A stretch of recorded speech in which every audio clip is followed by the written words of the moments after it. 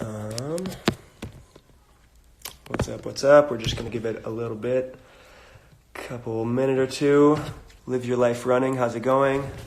JG Pro, what's up, Joe? Oh man, we missed you this weekend, but we're going to do another one soon. You already know it. Emma's here. That's awesome.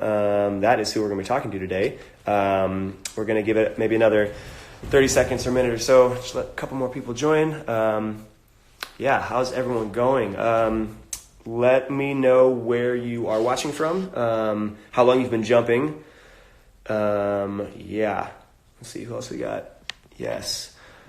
But yeah, the AMJRF National Championships are happening this weekend. So I am flying out on Thursday night. I'm going to get in, I think it's a red-eye flight, so I'm going to get in Friday morning. Competition's probably already going to be going by the time that I get to the competition. But yeah, I'm just really excited. I haven't been to a jump rope competition in a long time. It's probably been, I don't know. Yeah, it's been like 5 or 6 years. Definitely haven't competed in a long time. So it's going to be really great to just be around that, be in that environment again. Just see people competing, see what everyone has to bring. This is also the first AMJRF National Championship, the very first time that they've done this competition. So yeah, it's pretty exciting. I'm glad I get to be there. I am going to be doing the live stream commentary along with Devin Meek from We Jump Rope. Should be a lot of fun. Kate Simpson, what's going on, Kate? Chelsea, how's it going? Who else? All right, so okay, we are going to get things started. I'm going to, Emma, if you are watching, if you could send a request to join, that'd be awesome. Rope God, what's up? Yeah, just got some questions for Emma Trumble. Emma is an amazing jumper. She's somebody who has just, I mean, I kind of talked about this a little bit before, but she is somebody who works like so hard and just has, you know, what seems on the outside at least to be like a really healthy approach to training and setting goals and working towards those. So yeah, we're going to get that going. Emma just sent in a request. I'm going to view that. Here we go. Okay. So here we go, Emma. Emma, what's up? Hi. How's it going? Good. So you are on Extreme Air from New Hampshire? Mm-hmm. Yes. Okay, so I'm always interested with just any jumper, like how did you get started in the sport? What was your initial introduction? Yeah, talk about that a little bit.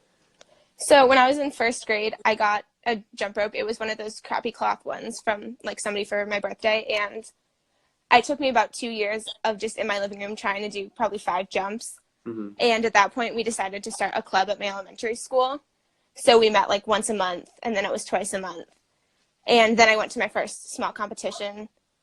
And we then trained, I think we practiced twice a week was the most we did. Mm-hmm. And then in 8th grade, I joined my current team. But up until 8th grade, I was kind of teaching myself. So that's like amazing. I don't know many jumpers that have been like completely solo for that long. Like I know Zev Troxler was kind of on his own for a while before he joined up with Jumping for Joy. But like, yeah, most people like are starting with a team. So how did you, like, what was it about the sport that was so interesting to begin with that, you know, made you want to do it and then kept you involved for all those years before you had, you know, other teammates and the coach to kind of keep you motivated?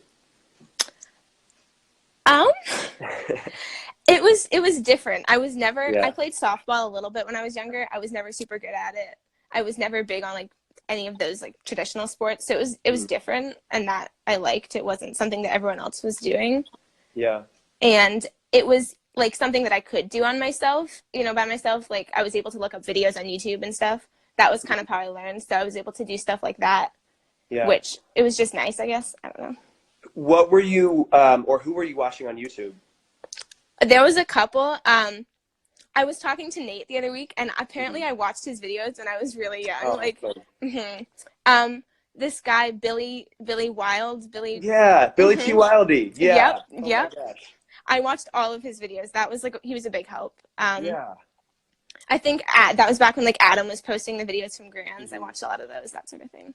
That's so cool. Adam, is he in your region, like competitive region? He was back when he was in Massachusetts. Okay. So. That's so cool. Just the idea that like somebody could be kind of on their own and access videos, whether it's YouTube and like I was talking with Nate about this, actually, we talked a lot. I was talking with him about the fact that like YouTube is still really new. Like I think it like started in 2004, 2005. So up until that point, if you wanted to learn jump rope, you really had to like be with the team or be with a coach or, you know, buy some DVD. But like with YouTube, there were some people who were posting a lot really early. So yeah. Hey, sorry, that's my dog. He's barking a lot. Jackson, stop. You're embarrassing me in front of my friends. But yeah, that's so cool. And I think now, especially with like Instagram, it's like to a whole nother level. So you can keep track of what people are doing all over the world, and just learn so much. I mean, I think that's how, you know, we initially found each other's accounts, was on Instagram. But yeah, that's so cool. So when I found out I was going to be doing the live stream commentary, we had like a conference call with all the people who were doing the production thing. So it was like Chris Holmes, Brian Shue, Devin Meek. And we were like, all right, we want to interview people beforehand. And instantly, every single person was like, Emma, you need to talk. I'm not even joking. Chris, if you're watching right now, like, you can back me up. Just, yeah, send something. Because, yeah, I was like, oh, it would be really cool to just, like, get perspective of jumpers kind of leading up to the competition, as well as when they're there. And everyone was like, yeah, Emma is just, like, she's really fascinating. Like, she works so hard. And, yeah, I'm, like 100%. Yeah, and so, like, one of the things, I think one of the big things that everyone's so impressed with is like you set these goals and you just like work towards them tirelessly, but at the same time it's not this like unhealthy approach to like, all right, I'm just going to go crazy on my training. I'm going to neglect my health, my sleep. I'm going to train every single day. I'm not going to, you know, stretch or warm up. So like when you set a goal, and it may be different for speed and freestyle, but when you set a goal, what's your thought process? Like, how are you approaching, I have this goal, what are the steps I need to take to get to that? So it is different for speed and freestyle. For speed, my goal for this year was to hit 90. And I wasn't sure if that was going to happen. I had done 87 last year, and it's hard. Like you were saying earlier, it's hard to move up even a little, like 1 or 2 jumps once you hit like the bigger numbers. Yeah. And so I just kind of set that goal, just put it in the back of my brain, and I forgot about it. And then one practice, I just did 92. And so for me, a lot of the time it's easier to not be thinking about it all the time and to just kind of, I know that I'm working for something, and then, you know, it just kind of came. So if I were to like focus on it too much, I would probably like stress myself out, overwork, and then it probably wouldn't happen. Yeah. So that's kind of for speed. Yeah. And then how about for freestyle? Like if it's a new trick or something? For me, it like freestyle doesn't come as easy. So like my double under frog, I did one, and then it was, I want to say 3 or 4 years before I did my second one. So I just worked on it a lot. That was like for freestyle, I think about the trick. Like I would go in and every day I would do 20, 30, I would just work on double under frogs for like 20, 30 minutes. And then I would, you know, do something else. But I would just think about it all the time. I would just keep trying it. And then eventually I was able to do it like more consistently. Yeah. So even if I can, like I would work on my regular frogs, and then I would work on my double under frogs. And then, you know, if my regular frogs are getting better, I know that I'm getting closer to my double under frog, even if I'm not necessarily getting my double under frog perfect. So for me, it's breaking down goals a little bit, because if all I'm thinking about is when am I going to get my double under frog, that could be years, you know, and I'll just be upset for years. But if I can think about, you know, my frog looks better, then I like have little goals in between each goal that make it a little easier. So yeah, I feel like I don't know, just recognizing that some of these goals are going to take a while or take years, or like you said with the double under frog, it was something that you got like several years ago, but then it wasn't happening. And I think a lot of kids, like in the sport for sure, and even in other, you know, sports and other activities, they just give up too easily. Like I don't know if it's they want something to happen instantly, or they just feel like, I don't know, they feel like if it's not happening right away, then maybe they're doing something wrong, or they need to do another sport or another activity. But I just feel like you're somebody who just, you kind of like go through the process of getting stronger, of getting faster. And when the trick comes or when the speed score comes, like it's going to happen when it happens on its own natural time. And you don't want to force it. And like you said, like don't overthink it. But if you're just putting in that work, like consistently, it's going to happen eventually. So another kind of just going off that, I think like social media can actually be a really positive space, and it gets kind of a lot of negative, you know, feedback and people saying it's not a great thing. But, you know, the stuff that I've seen, at least within the jump rope community, has been super, super positive and collaborative, and people helping each other. And, just kind of going off the last thing, like you're one of those people who does a really good job of showing the reality of training. Why aren't you just posting like your highlights? Like it's kind of rhetorical, but like, yeah. Part of it is I wouldn't really have much to post then. Mm-hmm. I would probably post like once every other week. I don't get things that often, and I would rather be able to look back and see myself like working on a trick and see like the progress than just have a video of me landing the trick, because I know there's so much more to it. And say I like lost my double under frog, I'd be able to go back and look at what I was doing wrong beforehand. So it's just nice to. And then for me, when I was younger, all I saw was videos of people doing things. I saw the TJ, I saw the triple frog, I saw Sunny D's, but I never saw people messing them up. Yeah. And so that I was like, oh, so they just like went into the gym and did their Sunny D, that's not how it worked, but that was what I saw. Yeah. So for me, it's also like showing people that, hey, even just a cross, that's going to take you a long time, So yeah. Seeing that is kind of nice. And so I wanted to like be able to put that back out there. So yeah, I think that's really important. And like, just thank you for being one of the people that are doing that. Like I struggle sometimes to even do that. And I know it's so important for people to see, especially when they look at like, elite level jumpers and they see us doing these amazing things. And like, even stuff we take for granted, like, TS or AS, like those are tricks that people really struggle with. And so just to know, like I posted like one of my misses a couple months ago, and somebody was literally like, I didn't think you ever missed. And it's like, I missed so much. I miss more than I am hitting tricks. So I'm going to try to be a little bit better about that, but thank you for being one of the people that's actually doing that. Yeah, so good stuff. Who was or currently still is your biggest jump rope influence or idol?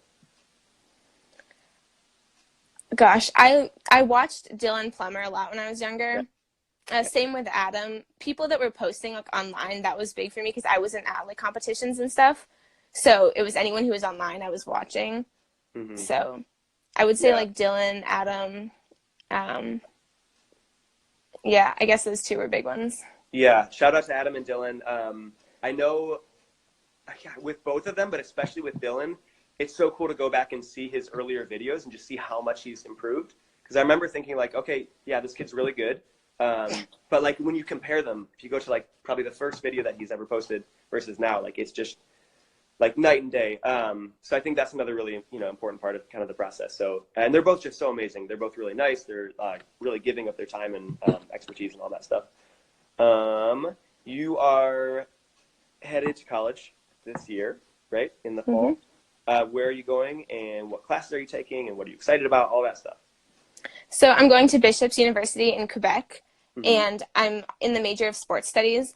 So I'll be taking classes in nutrition, exercise science, exercise psychology, sports business, all that kind of stuff. So I'm really excited. Yeah. Did you do like a campus visit? Have you been to the university? I've gone twice, and I got to sit in on a sports psychology class. That was literally so interesting. So that kind of like reinforced that was what I wanted to do. That's awesome. Do you want to are you sort of looking for, ties between some of the classes and subjects you're going to be studying and what you're going to be majoring in and jump rope and looking to kind of bridge that gap or just kind of totally go off and explore that stuff? What are you kind of thinking on that front? If I could connect things to jump rope, that would probably be the best because that's what I know the best of all the sports and athletics and stuff. So I'll probably try to bridge it with jump rope, especially with how jump rope is evolving right now. The more people that know things that can help the sport evolve, the better. So I'd probably try to bring it back to jump rope, but nobody else knows jump rope, so it'll be a one-way battle. But yeah, but you are starting a college team. So I hope to expose more people to that. I hope to. I emailed the student council, and we're working on getting a club set up. So that should be fun. What goes into setting up a club? Because that's a big thing. If you saw the interview with Graham last week, college jump rope is kind of really blowing up right now. I know there was the university summit, I think in February, earlier this year, and it's really, really booming. So first of all, I guess, what was the experience like going to the university summit? And was that inspiring? How did that motivate you to want to start a team at school? That was super inspiring because at least on my team, a lot of students or a lot of jumpers stop when they hit like high school, and the kids that continue through high school, they stop after high school. And so to see a room of like hundreds of people that were continuing to jump after high school or had started jumping in college, it was just like, people are doing this. This is a thing. This isn't some far off dream you have that you could keep jumping for a long time. You know, people are doing this. So it kind of reinforced that I was going to be able to do that. And some of the talks that Graham and Noah gave about how to do it were really helpful. So now I kind of have an idea of, you know, what goes into it. And I know it will be different for every school, but I'm kind of figuring it out. So yeah, that's awesome. It's really cool to see, like, I mean, the two sides of it, like, it's really cool to see people continuing into college, people who have been jumping since, you know, they were in first or second or third grade. But then the other side is like people who have never seen it before and they're coming in as a freshman, or maybe they hear about it as a sophomore and they get to be exposed to it. And like, I love working with adults. I love working with people who maybe didn't, you know, catch it the first time around when they were in elementary school. And just seeing them kind of go through the same learning process and the same blocks on certain tricks that they just can't get. I don't know, just seeing their faces light up. That's really, really awesome. Long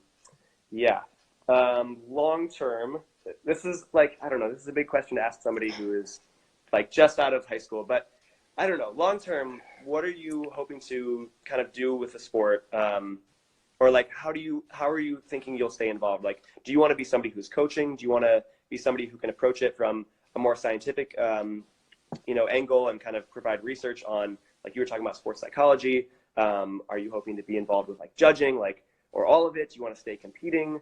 In what ways do you want to stay involved? I would love to stay competing since that's what I've, you know, done for most of my life. But I like took on a little bit more of a coaching type role this year on my team, and I really liked that too. So I love teaching. I love all of it. So basically anything that I could do to stay involved, you know.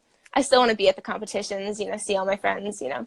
And I want to see where the sport goes in 10, 20, 30 years. And I want to be there for it. So whatever I can do to stay involved. Cool.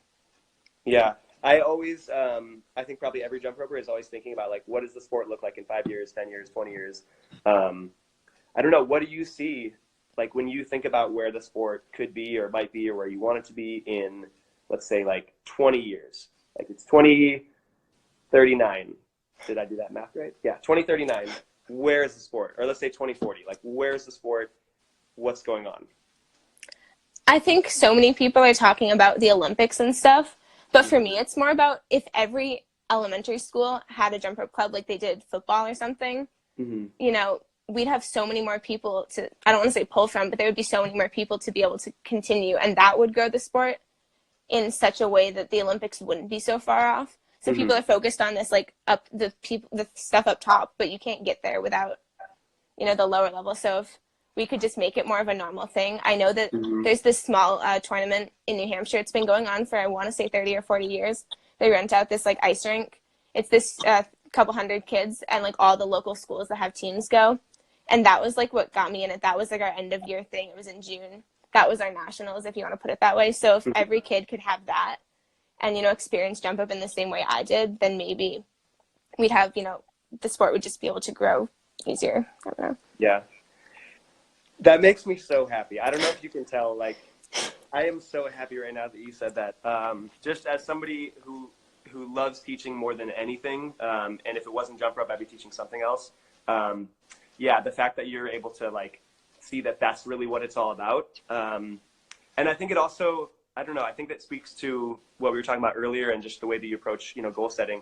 You know, huge lofty goal of like, all right, Olympics, we're going to be there somehow, someday.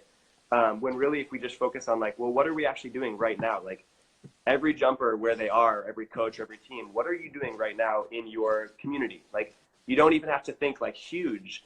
You can just, you know, like if every team right now just said, all right, we're going to go and start up after school clubs, even at like 2 schools nearby.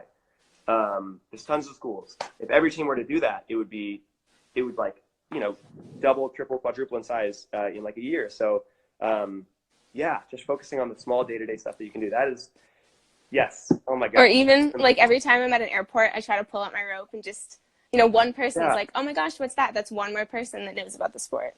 So. Yeah. Yeah. Oh my gosh. You never know who's watching. And like, I'm always talking about jump rope, always trying to, that's so amazing. You never know who's watching. You never know who's listening. And, Wow. Okay, that's a great answer. Okay, here's some kind of like quicker, just more fun questions. What are you listening to right before competition? Oh gosh, I like podcasts. Podcast. You're listening to podcasts Mm-hmm. before competition. Does that help like calm your nerves or like get you really pumped up, or is it just like clearing your mind or? It's like I'm having a conversation with somebody that has nothing to do with competition. Mm-hmm. So it's just like, it kind of like pulls me away from it, you know? Yeah. Okay, that was not what I was expecting. That's really interesting. Is there any music that's like, if you want to just like get really, amped up and, just ready to go, is there any music or any musicians or any genres, anything like that? I like hip hop if I'm just really Mm-hmm. trying to like get in it, you know? But Yeah. Okay. All right, here's the rapid fire thing. So you have to pick one. It's going to be, I think for the most part, there's two choices. You have to pick one. Beat It or Licorice? this is hard because I just switched to Beat It this Oh, year. gosh. Beat It, I guess. Okay, Beat It. Single rope or double dutch? Single rope. Single rope. Speed or freestyle? Freestyle? Okay. Competing or performing? I would argue competing is performing. Okay, nice. I don't want to answer. Traveler or long rope? Long rope. Long rope, nice. Raps or releases? Raps. Nice. Um, landing a new trick or setting a new PR in speed? It's a tough one. Speed PR. Mountains or beaches? Mountains. Mountains. Cake or ice cream? Ice cream. Ping pong or mini golf? Mini golf. Friday or Saturday? Ooh. Saturday. I mean, it's all the weekend, but yeah, Saturday's pretty good. The whole day.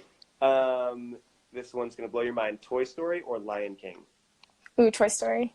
Oh, that was a hard one for me to answer. But yeah, I don't know. I don't have an answer, actually. Pizza or tacos? Pizza. And what is your favorite cross? Just like individual cross. TS. TS. Okay. Yeah, TS is nice. Well, actually, no, I don't like TS. I feel like that's an uncommon one. I feel like TS and elephant would be like the least likely, but that's great. I want to be better at TSs. I'm not great at TSs. Cool. Yeah. Okay. Well, I'm going to just scroll back really quick and see if anybody has any questions. Guys, if you're watching, if you have any questions, we're going to wrap things up in a little bit. Yeah, I don't know. Let me see. Oh, Nate KG says you put in the work. Work is all in caps. Yeah. Thank you, Nate. Yeah. Anybody else? Yeah, if you guys have any more questions. I don't know, Emma, are you excited for this competition? I am excited. Yeah. What are you most looking forward to?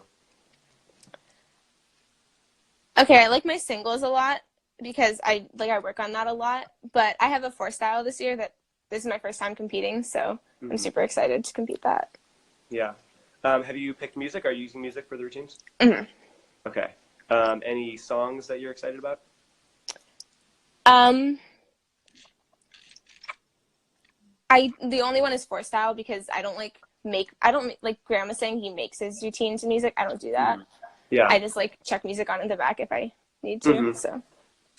We just got a question from Jump Rope Videos, Chris Holmes. What events are you competing? I think we talked about that a little bit, but yeah, just go through what are all the events you're competing at AMJRF. I'm doing everything except for triad. So. Okay. Oh, that's a lot. Yeah. Awesome. Yes. That's really cool. We'll see. Yeah. Any other questions, guys? Get those in. Oh, one other thing I wanted to either just bring up or talk about, but I just watched your We All Speak Jump Rope video. That was amazing. That was awesome. Thank you. Yeah, I really like that. What was like the inspiration behind wanting to do that? So at my school, you have to do like a cumulative project before you graduate as a senior. So you have to pick something you've never done and spend like 40, 50 hours on something new. And I was like, of course I want to do something related to jump rope. And I have always thought, like, when I was like talking to my brother about like videos of people, you know, like somebody from China jumping with somebody from France he's like, how do they communicate? And I'm like, the ropes, you don't really need to communicate. So that was the inspiration behind it. I was like, we don't talk, we use ropes, and that's how we talk. So That's awesome. I don't have anything better that I could add to that. Yeah, that's like the best thing about jump rope. Yeah, that's really cool. Are you going to Norway this year? I am not. Okay. Well, yeah. Hopefully next year's Worlds can be a little bit closer. But yeah, I think that's going to be it. Unless anybody else has any more questions. Yeah, Emma, I've never even met you in person. Same with Graham. I'm like super excited. Yeah, so I'm really looking forward to getting to meet all these people. Yeah, I don't know. Good luck in the last couple of days. Don't do anything crazy. And yeah, I'll see you there. Thank you. All right, bye. Oh, Carter has a question. Oh, Carter, thank you. All right, last minute question. Any specific trick in a freestyle event you're excited for people to see, or that's your favorite? Oh, I have two in my singles. I go into a handstand and then I do a half turn, like a pirouette, and that's just like one of my big moves because I don't know, nobody does that. And then in my manipulation sequence, I do a drop, and that's just like a fun move for me. But actually, I was going to ask about the drop. Honestly, that was going to be my first question. I was like, no. But where did that come from? Like, where's the drop? I love it, by the way. I had the sequence in my routine without the drop, and it was like National Jump Rope Day or something, and I was like, I'll just chuck something like fun in there. So it just kind of happened, and then people were like, you have to like actually do that. So that's how it came about. I'm so glad. Those are two like fun things that just kind of get me hyped. That's awesome. Yeah, Emma, you're amazing. I'm really excited to meet you in a couple days. Yeah, good luck, and I'll see you out there. Thank you. All right, bye.